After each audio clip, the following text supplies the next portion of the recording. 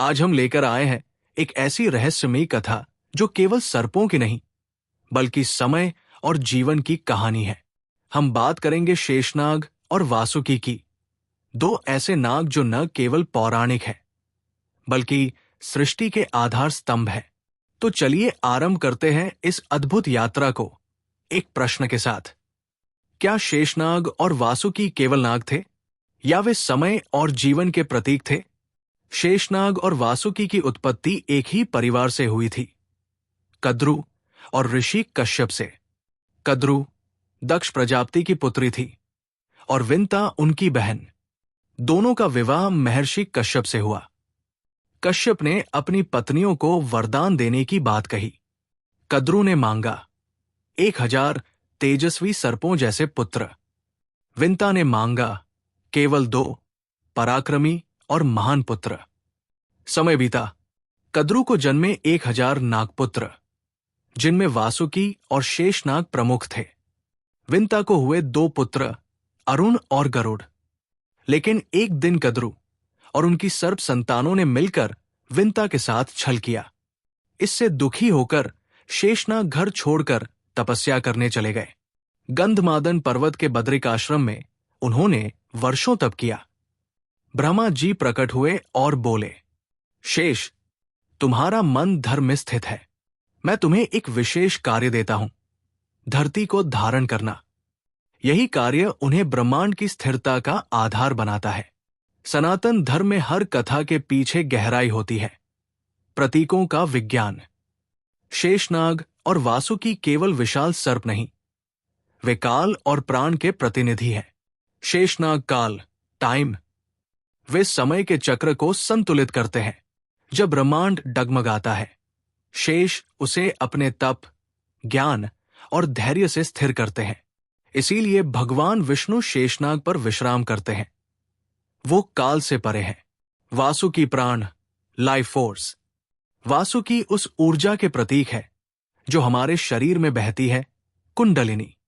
जब ये ऊर्जा संतुलन में होती है तो जीवन पुष्ट और उज्जवल होता है। वासुकी को शिव के गले में स्थान मिला क्योंकि शिव योग और प्राण शक्ति के स्वामी है। इस प्रकार शेषनाग समय के संरक्षक है, वासुकी जीवन के वाहक। शेषनाग, जिनका दूसरा नाम अनंत है, उन्होंने हमेशा संतुलन बनाए रखा। उन्होंने कभी युद्ध नहीं किया, परंतु सृष्टि को स्थिर रखने में उनका योगदान सबसे अधिक है। महाभारत में बलराम जी को शेषनाग का अवतार माना गया। वो युद्ध से दूर रहते हुए भी धर्म का संतुलन बनाए रखने वाले थे। वासुकी, इसके उलट, सदा कर्म के मैदान में उतरे। समुद्र मंथन के समय देवता और असुर मंथन के लिए रस्सी खोज रहे थे। तब वासुकी ने स्वयं को समर्पित कर दिया। वो रस्सी बने। जब असुरों ने उन्हें नीचे से पकड़ा, तब उन्होंने भयंकर विष उगला। ये विष इतना जहरीला था कि पूरे ब्रह्मांड को भस्म कर सकता था। तब भगवान शिव ने उसे पी लिया और उनका कंठ नीला हो गया। इस त्याग से वासुकी को अमरता मिली और वे शिव के गले का भूषण बने। ये संदेश देता है, जब शक्ति समर्पण में बदलती है तभी वो दिव्य बनती है। यदि हम और गहराई से देखें तो शेषनाग वो है जो सृष्टि की रचना और प्रलय दोनों के समय उपस्थित रहते हैं। भगवत पुराण में लिखा है कि प्रलय की अग्नि उनके मुख से ही निकलती है। जब ये अग्नि ब्रह्मांड को भस्म कर देती है तभी नया निर्माण संभव होता है। वासुकी जीवन की ऊर्जा है। जब तक प्राण चलते हैं, जीवन चलता है। जब जीवन असंतुलन में जाता है तब वासुकी की भूमिका याद आती है। संयम, सेवा और समर्पण।